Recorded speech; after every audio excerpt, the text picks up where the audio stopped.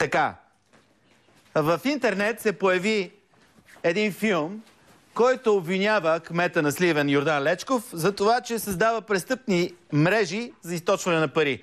Виждаме в началото малка част от началото на филма.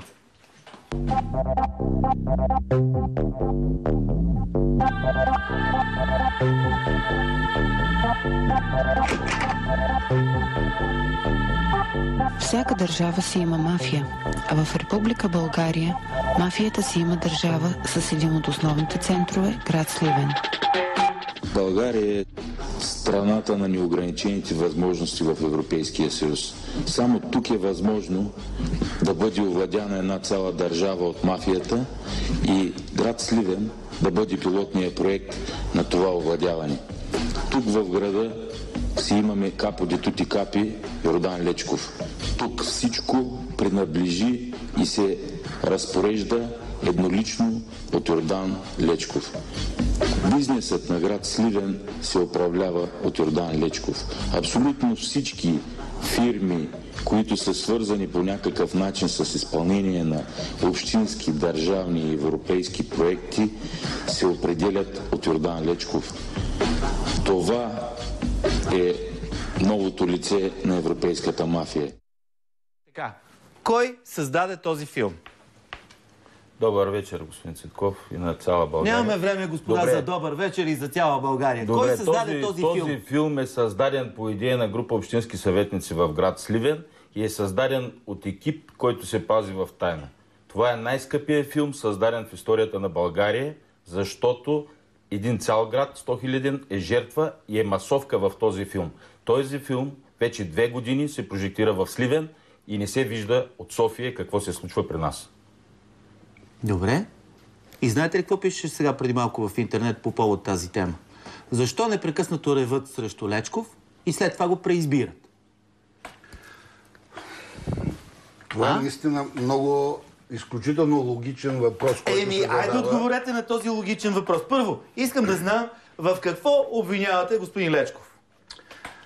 Ще се опитам така съвсем конспектирано да направя едно експозе предварително. Не, кажете ми в какво го обвинявате. Без експозета, без нищо. В какво го обвинявате? Обвиняваме го в източване, в кражба на общински пари, в кражба на европейски пари. За това нещо са представили документи от Сметна палата, от финансови ревизии. И към този човек до момента има 9 повдигнати обвинения за много страшни престъпления по служба и финансови. И какво се случва? В момента има 4 дела върват в съдебна фаза. Така. Нищо не се случва за това, защото за този човек стои един огромен чадър, разпънат от централната власт. ГЕРБ, министър-председател и министъра на вътрешните работи. Не може министъра на вътрешните работи преди 1 година, откривайки политически клуб на ГЕРБ, да застане зад него и да каже, че този човек негативизма към него е отпаднал. ГЕРБ стои зад него. Сега, това е обвиняем.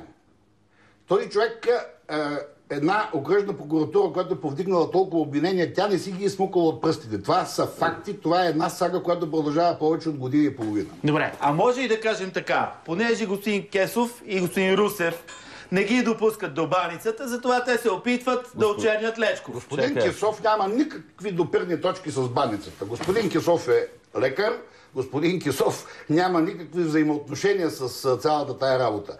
Защо се повдигна този въпрос? Затова, защото започна да се прави водния проект на град Сливен, канализационна и водопроводна мрежа по програма ИСПИ регионално развитие. Така. Общината беше спечелила. Господин Русев не е спечели това. Не, господин Русев го спечели и започна. Нека да се. Да. Значи господин Русев печели Леги Артис тези конкурси, които се провеждат за изпълнение на този воден проект. Така. Той започва строителството и завършва един етап в няколко квартала. Така. В момента, в който се превеждат първите пари по първия транш, около 7 милиона лева, те трябваше да са 10, но са 7, господин Лечков прекратява еднолично договора с изпълнителя по водния проект, защото някаква клауза в договор, който не съществува. Сега, По принцип той вменяваше на всички, че той е лицето, което може еднолично да сключва, да прекратява и да извършва по договора каквото си иска и обяви някакви рамкови споразумения. Това няма нищо лошо, ако всичко това не беше в разрез с всички клаузи и правила, по които се провеждат тези търгове. И тогава, господин Русев, само да ви кажа, и тогава господин Русев, вместо да прави филми, отива в съда и казва: ето, този човек незаконно прекрати договора, осъжда го и си заминава. Това нещо го е направил господин Русев. Да, точно така е. И направил го веднага. Тази теза, която вие току-що споделихте, издиша от всякъде, защото са заведени от мен срещу тези действия на Лечков 3 дела в арбитражен съд в момента тикат.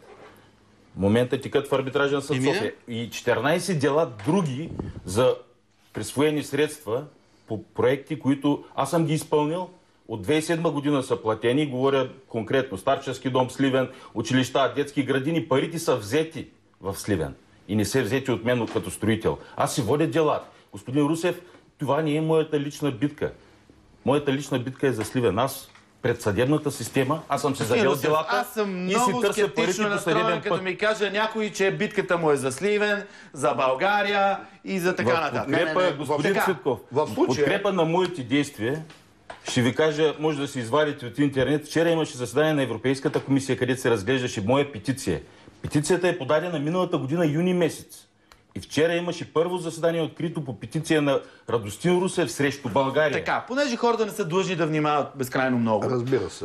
Да им кажем синтезирано. Тук не става парите на Радостин Русев пари. Какво? Тук не става за парите на Радостин Русев. Тук става въпрос, че аз моите пари съм си направил постъпки да ги търся по законен ред. Да. Ние се бунтуваме заради града си. Този град е заложник на едно безумие, което е с големи протекции в държавата. Преди една седмица се целуваха като сицилиански мафиоти в град Сливен. Когато се целуват по челото, сещайте се какво се случва след това. Града е разкопан 2 години. Това искам да разбера. Аз моите пари така или иначе ще ги получа един ден, ако съдът, независимия съд ги присъди. Да. Там ще се каже кой е виновен и кой не. Да. Но този филм не касае парите на господин Русев, ако сте го гледали от начало до край. Да? Това е филма. Това, което се случва в България. Това, което не искат да видят в София. Това, което хората от Брюксел го видяха вчера. И от София още продължават да не го видят. Нека аз да продължа, ако позволите. А имаме ли господин Лечков на телефона? Значи, резултатите от това нещо са ужасяващи. Те са апокалиптични. Града е разкопан. Че господин Русев не си е получил парите, какъв е друг апокалипс? Не е предмета това на спора. Разкопания град, огромните дупки, които са спря строежа и оттам нататък, след като е нарушена клаузата по договора с тези европейски пари, тези пари се спират. Няма кой да го продължи. Тук трябват милиони, които няма откъде да дойдат. Продължение на една година те лъжат, че правят рамкови договори. Защо господин Лечков да не дава парите на господин Русев? Аз не разбирам. Сега, аз ще ви обясня много простичко, защото давайки му този проект, като идва първият транш от парите, той му казва: в твоята фирма ще включиш като подизпълнители 2 мои дъщерни фирми, с които ние от тук нататък ще работим. Това също е нарушение на първоначалния договор. Може ли да го докажете, като го разказвате? Можем, разбира се. Можем да го доказали, защото... Ние сме го доказали, за това нещо върват съдебни дела. Защото това го прави... Ние идваме тук да правим махленски приказки. Господин Кисов, това предложение да включа съдружници и подизпълнители в моето дружество през спечелен проект при извършено част от строителството е направено по среща по ФИДИК, а тя се записва с протоколиращо устройство съгласно европейските норми. Там се записва това. И е записано как той упражни натиск и поиска да бъдат включени тези дружества. Освен това беше натиснати надзора да бъдат допуснати тези дружества в разрез с договора на строителната площадка. Всичко това е... И вие не се съгласявате да пуснете подизпълнителите? Защото ще да откраднат парите по европейския проект. За това, както откраднаха всички. Много лесно, като ви направят двама съдружници във вашата фирма, те придобиват над 50% от дяловите и управляват средствата от тук нататък. Защо да са съдружници? Той казва подизпълнители да Нямам право на подизпълнители, имам право на съдружници в гражданско дружество да бъдат приети. Това беше цялата идея. Подизпълнителна игра на думи. Подизпълнители съдружници, за да могат да бъдат допуснати. Схемата е изработена и е измислена. И работи от дълги години в Сливен и тези, които разследват, го знаят вече. Но какво се случва? Искам да кажа, че точно това, че не се случва нищо и за това сме на този хал града ни, И не виждам как ще се случи, след като пълен медиен чадър има от страна на кадърни журналисти в България, които не липсват. Не искам да споменавам имена, но хората ги разбирам напълно, защото знам под какъв натиск са и медиите, под какъв натиск са и самите собственици на телевизии, под какъв натиск са и самите журналисти. Мнението на господин Лечков по темата и вашите допълнителни мнения по този въпрос след рекламата по Нова телевизия.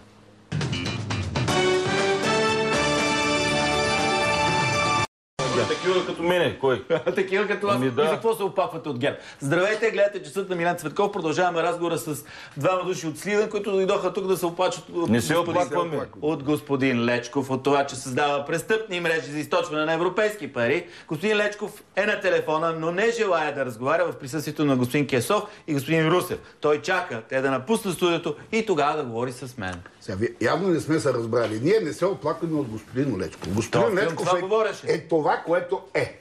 Ние се оплакваме от това, което той направи и това, че при доказани документни престъпления в особено голями размери, при това, че има за повдигнати 9 или 10 обвинения, 4 от които са в съдебна фаза, няма ответна реакция от централна власт. Ние се оплакваме от това, че пристига министър-председател и играе футбол с него и му казва, той има малко негативи, но с наша помощ ще се оправи. Как бе, господин Борисов, ще се оправи? Тук говорим за 60 милиона лева, които са потънали, няма ги. Тази община е пред фалит. Тези дупки, които зяпат там в целия град, с какви пари ще бъдат взети, след като преди 5 дена се получи вече официалното писмо на министър Караджова, че проекта по ИСПА и по оперативна програма регионално развитие... Господин Русев се биеше в гърдите по време на рекламите, че ГЕРБ е докарал той на власт. Какво се оплаквате тогава? Аз съм помогнал да дойде ГЕРБ на власт. Момент да кажа какво се оплаква. Да. Аз съм гласувал и съм агитирал хората с ясното съзнание, че трябва да се намери партия, която да оглави народното недоволство и да се тръгне по европейско развитие. Ето е за европейското развитие. Готово. Аз бях първия, който се опълчи с името си. Не да чакам някой да повиди, аз бях първия, защото има право след като съм гласувал. От миналата година от февруари месец. Тогава нямаше окупот, нямаше кокошка, нямаше нищо, което бяха измислили. Имам ли право да се съмнявам, че понеже вие сте отрязан от баницата? Нямате право, защото аз го правя срещу цялата държава. Ако аз се притеснявам заради баницата си, ами тя цялата власт е в тях. Те винаги могат да ми лишат от баницата. Те ме лишиха.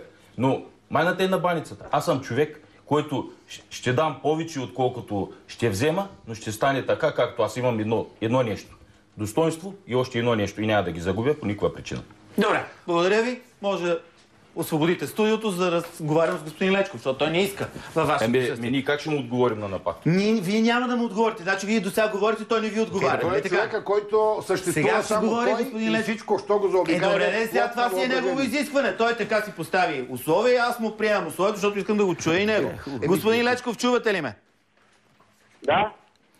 Господин Русев твърди, че вие сте го натискал да вкара подизпълнители в неговата фирма. Значи, нека да бъдем колегиални. Нямам намерение да отговарям на който и да било. Ако имате, господин Цветков, някакъв въпрос ви към мен, задайте. Господин Лечков, вие натискал ли сте господин Русев да вкара ваши фирми като подизпълнители за изпълняването на проекта?